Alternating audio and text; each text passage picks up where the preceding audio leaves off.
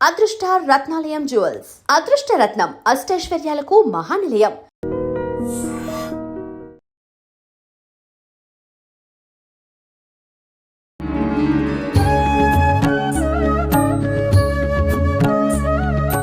నమస్కారం గురుజీ. నమస్కారం మా విజిత.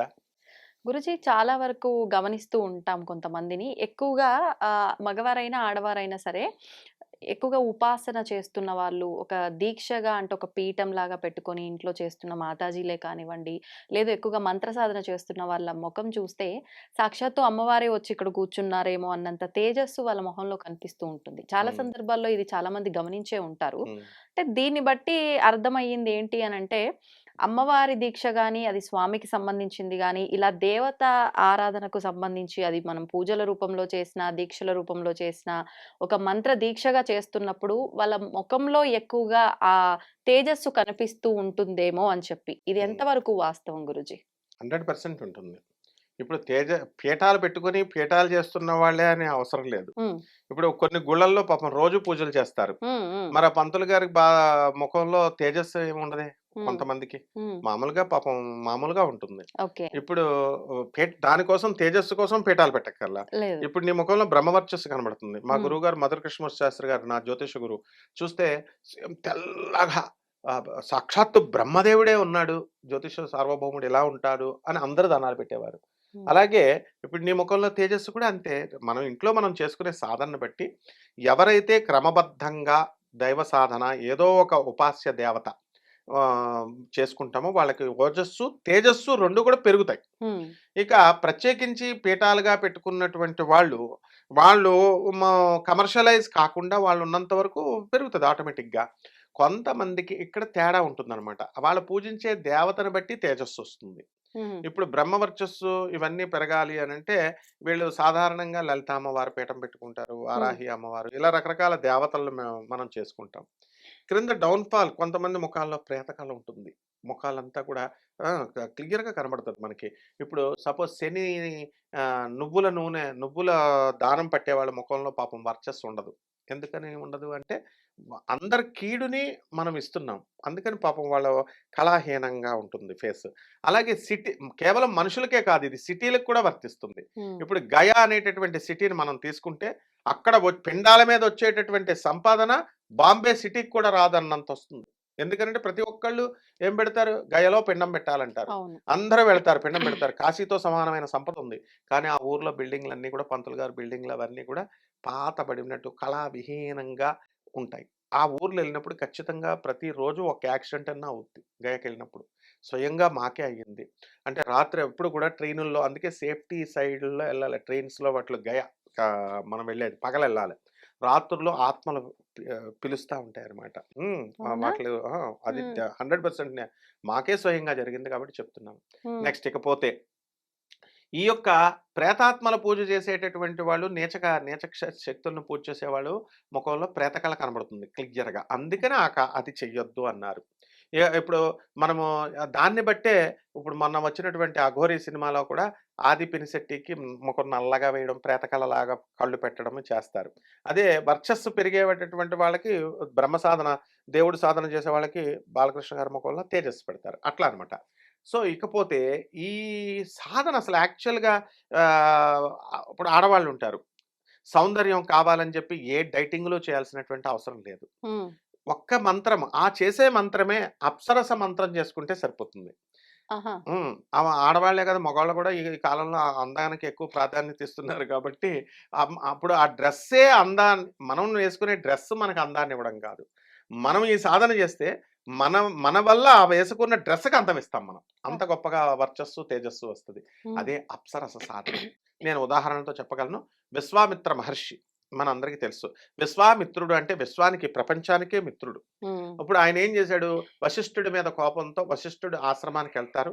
వెళ్ళి తన గ్యాంగ్ సైన్యం లక్షల సైన్యంతో వెళ్తే ఆతిథ్యం ఇస్తాడు. హ్మ్. ఇంతమందికి 5 నిమిషాల్లో భోజనాలు పెట్టేసాడు ఈయన. ఈయన దగ్గర ఏముంది అని చూస్తే కామధేను ఉంది. హ్మ్. సురభి ఉంది. ఉంటే ఇది నాకు ఇచ్చేసేయి, నేను రాజు దగ్గర ఉండాలి అంటాడు. ఆయన ఏమంటాడు? కుదరదు, నా దగ్గరే ఉండాలి అని వశిష్ఠుడు చెప్తే బలవంతాన తీసుకెళ్దామని చెప్పేసి తీసుకెళ్తుంటే ఆ కామధేనువు కేవలం పిండి పదార్థాలనే, వంట పదార్థాలనే కాదు, తిండి పదార్థాలనే కాదు, సైనికులను కూడా పుట్టిస్తది. హ్మ్. విశ్వామిత్రుడు అసలు పేరు కౌశికుడు. ఆయన సైన్యం అంతా కూడా ఓడిపోయింది. ఆ! ఓడిపోతే అప్పుడేమంటాడు, "ఇదం క్షాత్రం ఇదం బ్రాహ్మం ధిక్" అని చెప్పేసి, ఎందుకు ఈ క్షాత్ర ధర్మం భుజబలం వేస్ట్ ధిక్, ఇదం ఇదం క్షాత్రం, ఓడిపోయాం. హ్మ్. బ్రహ్మశక్తే గ్రేట్, ఏమీ లేకుండా వశిష్ఠుడు నన్ను జయించాడు, నేను కూడా ఈ రాజ్యాన్ని వదిలేస్తున్నానని స్పాట్లో ఆయన భార్యా పిల్లల్ని వదిలేశాడు, రాజ్యాన్ని వదిలేశాడు, తపస్సు కూర్చున్నాడు. హ్మ్. ఎవరు తపస్సు కూర్చున్నా మనం కూడా ఇంట్లో పూజలు ఎక్కువ చేసే వాళ్ళకు ఒక డేంజర్ ఉంటుంది. హ్మ్. రోజు పూజ చేసే వాళ్ళకి ఇంద్రుడు ఇంద్ర పదవి కోసం చేసేస్తున్నారేమో వీళ్ళు అని చెప్పేసి ఒక అప్సరనో మేనకనో ఎవరినో పంపేస్తారు. ఏదో ఒక ఫోన్లు రావడమో లేకపోతే ఫ్రెండ్స్ రావడమో వచ్చి తీసుకెళ్ళిపోతారు. ఇంద్రుడు కంగారు పడిపోతాడు ఎవరు పూజ చేసినా. ఆ ఇంద్రుడు అంటే ఏంటంటే పంచేంద్రియాలకి అధిపతి. ఎవరి గోల వాళ్ళదన్నట్టు ఇంద్రుడి గోల ఇంద్రుడిది, నా సింహాసనం కోసం చేసేస్తున్నాడేమో అనుకుంటాడు. ఇప్పుడు విశ్వామిత్రుడు అలాగే పాపం, ఆయన కౌశికుడు ఆయన తపస్సు కోసం, ఆయనేంటి విశ్వామిత్రుడు వశిష్ఠుడే నా బ్రహ్మర్షి, నేను కూడా బ్రహ్మర్షి అవ్వాలని తపస్సు మొదలు పెట్టాడు. ఇంద్రుడు బాబాయ్ ఇంద్ర సింహాసనం కోసమని వాయుదేవుని పంపాడు, వరుణదేవుని పంపాడు, తపస్సు భగ్నం చేసేమన్నాడు, వర్షాలు కురిపించారు, అగ్నిలు కురిపించారు, ఏమైనా మనవాడు కౌశికుడు బ్రహ్మాండంగా చేసేస్తున్నాడు. ఆ! ఇక మేనకని పంపుతాడు. మేనకని పంపితే రంభా ఊర్వశి మేనకలు అప్సరసలు ఉన్నారు కదా, మేనక వెళ్ళి అంత చేసినా సరే ఆ విశ్వామిత్రుడు కౌశికుడు ఏమి పడ్డు, మంచి తపో సాధనతో ఉంటే అప్పుడు మేనక సహాయం ఆయనకి సేవలు చేస్తుంది. హ్మ్. సేవలు చేసి రోజు పువ్వులు ఇవ్వడము, పూజకి సహాయాలు చేయడము, ఇలా చేస్తే అప్పుడు విశ్వామిత్రుడు ఆమె మీద మనసు కలిగి ప్రేమతో జయించవచ్చు ఎవరినైనా. హ్మ్. సో ప్రేమతో ఆమెని భార్యగా చేసుకుంటాడు. భార్యగా చేసుకున్నాడు. శకుంతల పుట్టింది. ఆమె ఆహా! శకుంతల దుష్యంతుల కథ. ఓహో! వాళ్ళ వంశమే మనం, భరత వంశం. వాళ్ళకి పుట్టినోడే భరతుడు. హ్మ్. ఇక మన పూర్వీకులనమాట మేనకాదేవి. మేనక. హ్మ్. అప్పుడేం జరిగింది, ఈ మేనకను పర్మనెంట్‌గా ఉండిపోమంటాడు. నేను దేవవేశ్యనయ్యా, నేను మానవ కన్యలాగా మానవ భాషలో చెప్తావేంటి నువ్వు? నేను లిమిటెడ్ టైమే ఉంటాను. కాబట్టి నేను మళ్ళీ నా లోకానికి నేనెళ్ళిపోవాలి. ఇంద్రుడు పిలిచేశాడు. హ్మ్. ఇంద్రుడు పిలిచేయగానే ఆమె వెళ్ళిపోయింది. అయితే అప్పుడు తనకు మళ్ళీ ఈ తపస్సంతా వేస్ట్ అయిపోయింది. అయితే ఇప్పుడు జరిగిన విషయం చూడండి. హ్మ్. అప్పుడు ఈయనేం చేస్తాడు విశ్వామిత్రుడు, తపస్సు మళ్ళీ మొదలుపెడతాడు. మళ్ళీ మొదలుపెట్టి బ్రహ్మదేవుడొచ్చాడు. "నువ్వు రాజర్షి అయిపోయావన్నాడు." "నో, నేను రాజర్షి అయితే సరిపోదు. నేను బ్రహ్మర్షి అవ్వాలి. విశ్వామిత్రుడు టైటిల్ నాకు కావాలంటాడు. నంబర్ 1 అవ్వాలంటాడు." నువ్వు ఎంత చెప్పినా బ్రహ్మదేవుడు అవ్వదు. ఆ వశిష్ఠుడే చెప్పాలంటే వశిష్ఠుడి దగ్గరికెళ్తే, "నువ్వు రాజర్షివే, రాజర్షివే, రాజర్షివే" అంటాడు. ఇంకా ఈయనలో పట్టుదల పెరిగింది. ఈ లోపల ఏజ్ అయిపోయింది. ఏజ్ అయిపోయేసరికి అందరికి బిల్డప్‌లు ఇస్తారు కదా వయసులో. వయసులో జవసత్వాలన్నీ ఉడికిపోయినాయి. అప్పుడు వెళ్ళి వశిష్ఠుడి దగ్గరికెళ్ళి, "గురువుగారు నమస్కారం అండి" అని అప్పుడు మనవాడంటాడు. "ఇప్పుడయ్యావు నాయనా నువ్వు, బ్రహ్మర్షివయ్యావు" అంటాడు. అంటే బ్రహ్మర్షి అంటే ఏంటి, ఇంకా అసూయలు, కోపాలు, పోటీలు, నంబర్ 1లు, నంబర్ 2లు ఏమి ఉండకూడదనమాట. అప్పుడు ఉండదు. బ్రహ్మర్షి అయిపోతాడు. అయిపోయాడు కదా! ఇప్పుడు అందరూ ఏమనుకుంటారు, విశ్వామిత్రుడు ఎందుకు గొప్పవాడయ్యాడనుకుంటారు జనరల్‌గా? ఈయన గాయత్రి సాధన చేశాడు, గాయత్రి మంత్రాన్ని రచించాడు, ఈ తపస్సు చేశాడన్నాడు. అది తప్పకుండాను, అందులో డౌట్ లేదు. కానీ ఇక్కడ ఎవరికీ తెలియనటువంటి ఒక సాధన ఇక్కడ జరిగింది. హ్మ్. అదే మేనకా సాధన. అప్సరస సాధన చేశాడు విశ్వామిత్రుడు. ఆమెతో డైరెక్ట్ కాపురమే చేసేసాడు. హుహు. కాబట్టి behind every successful man there is a women. డెఫినిట్‌గా ఇది వర్తిస్తుంది ప్రతి ఒక్కడికి. ఏంటంటే గొప్పవాడైనటువంటి ప్రతి ఒక్క వ్యక్తి వెనక ఆ స్త్రీ యొక్క సహాయం ఉంటుంది. స్త్రీ యొక్క సహాయం లేకుండా ఏ వ్యక్తి గొప్పవాడు కాలేడు. ఈవెన్ మోడీ గారైనా సరే.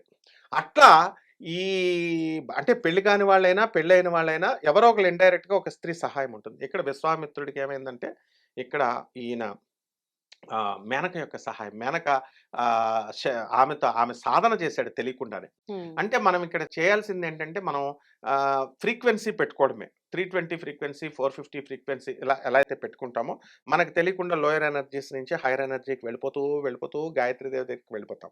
ఆ గాయత్రి మాతే సమస్త బ్రహ్మ పదార్థం అంతా కూడా అమ్మవారే కాబట్టి, ఆ యక్ష స్వరూపంలో ఉన్నటువంటిది కూడా ఆమె అనమాట ఈ యొక్క అప్సరస అప్సరస సాధనలో. సాధన.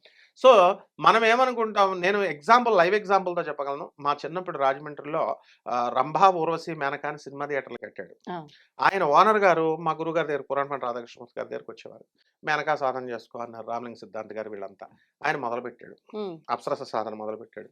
యూ బిలీవ్ ఆర్ నాట్, ఆయన మామూలు ఉల్లిపాయలు హోల్‌సేల్ వ్యాపారం చేసేవాడు. ఇప్పుడు మీడియా ముందు ఎందుకు చెప్తానంటే ఎగ్జాంపుల్ చెప్తున్నాను. హ్మ్. చక్కగా ఆయన అపర కోటీశ్వరుడయ్యాడు. అప్పుడు సినిమా థియేటర్‌లు కట్టాడు 3.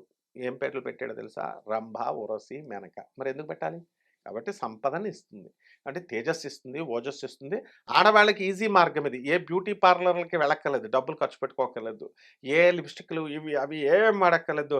డైటింగ్‌లు తిండి మార్చేసుకొని జీరో సైజ్ కరీనా కపూర్ లాగా అయిపోవాలంటే ఫుడ్‌లు మార్చుకోవాల్సిన అవసరం లేదు. ఓన్లీ జస్ట్ వన్ మంత్ర, అప్సరస మంత్ర, హ్మ్. రంభ, ఊర్వశి, మేనక ఈ సాధనలో తిలోత్తమ 4 సాధనలు ఉన్నాయి. 4 రూపాల్లో మేనక ఈజ్ ద బెస్ట్ అనమాట. ఎందుకంటే సంపదని ఇస్తుంది, హుహు. ఐశ్వర్యాన్ని ఇస్తుంది, తేజస్సునిచ్చింది. విశ్వామిత్రుడే ఎగ్జాంపుల్. ఎలా గురూజీ సాధన ఎలా? సేమ్ అంటే మన గురువు దేవుడ ద్వారా మంత్రాన్ని మన తీసుకోవడమేనా? మంత్రం ఉంటుంది. మనము తప్పకుండా మనం మంత్రం ఇవ్వచ్చు. గురుముక్త అంటే గురువు అంటే సాంప్రదాయబద్ధంగా హ్మ్. గురువు అంటే ఎవరు? దత్తాత్రేయుడు, శివుడు ఆది గురువు. ఆయన ఫోటో పెట్టేసుకోవడం. మనకి ఈ సాధనలో ఉన్నటువంటి వాళ్ళు మీకు దగ్గరలో ఎవరైతే ఉన్నారో వాళ్ళ దగ్గరికెళ్ళి మంత్రోపదేశం తీసుకుంటారు వాళ్ళు. హ్మ్. తీసుకొని లేదా పుస్తకాలు దొరుకుతున్నాయి, నెట్‌లో దొరుకుతున్నాయి. తీసుకోకూడదని ఏమి లేదు. తీసుకొని చక్కగా లేకపోతే మనల్నన్నా సంప్రదించొచ్చు. మంత్రం చాంటింగ్ చేసుకుంటే చాలనమాట ఇంకా. హ్మ్. డెఫినిట్‌గా ఎన్ని ఇంక రోజుల వరకి? అదే కదా ఇక్కడ స్పెషలు. హ్మ్. సాక్షాత్ ఆది పరాశక్తి దుర్గాదేవిని ప్రసన్నం చేసుకోవాలంటే హ్మ్. ఎక్కువ టైం పడుతుంది కదా! పెద్ద దేవత కదా ఆవిడ. పాపం ఆవిడే తక్కువ రోజుల్లో వచ్చేస్తుంది. హ్మ్. లేదా మనం ఎన్ని కోట్ల సంవత్సరాలు చేసినా అమ్మవారు రావాలని రూల్ లేదు. బ్రహ్మదేవుడి స్థాయి వ్యక్తి భువనేశ్వరి అమ్మవారికి కోటానుకోట్ల సంవత్సరాలు తపస్సు చేస్తే కల్లో కూడా ఇవ్వలేదు. లలితా సహస్రం అంటారు. లలితా సహస్రం చేసేటటువంటి గురువు హయగ్రీవుడు. ఆయనకి లక్షల సంవత్సరాలు లలిత అమ్మవారికి చదువుతున్నా, మంత్రజపం చేస్తున్నా ఇవ్వల. అగస్త్య మహర్షికి రోజు ఇచ్చేది. హ్మ్. అమ్మవారి ఇష్టం. అగస్త్య మహర్షిని ఎవరు? హయగ్రీవుడి శిష్యుడు. హయగ్రీవుడు పిలిచి నాయనా నీకు రోజు కనబడద్దు కదరా అమ్మవారు, నాకు కనబడట్లేదు. కొంచెం పిలంటే, అమ్మా లలిత ఇలా రా అనగానే అమ్మవారు మనిషిని పిలిచినట్టు పిలిస్తే వస్తది Lalitha Devi.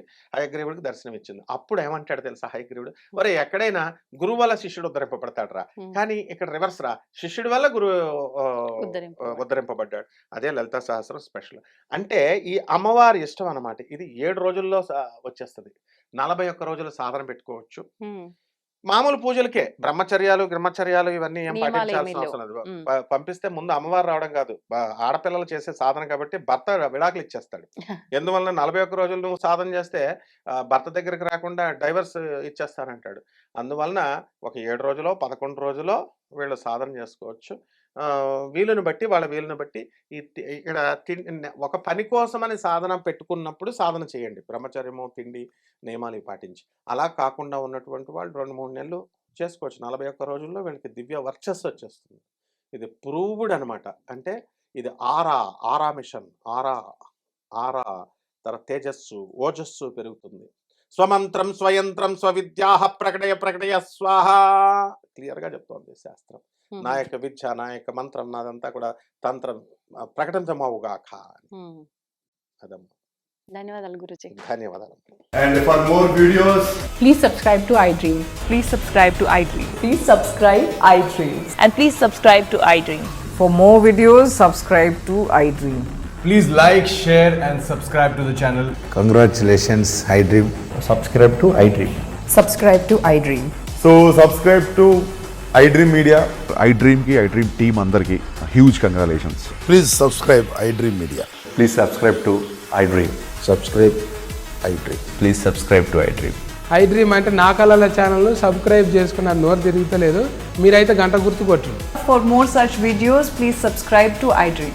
Subscribe to iDream. Please subscribe to iDream. Please subscribe iDream Media. Please do subscribe to iDream. Please subscribe to iDream Media. For best entertainment and information, please subscribe iDream. And don't forget to subscribe to iDream.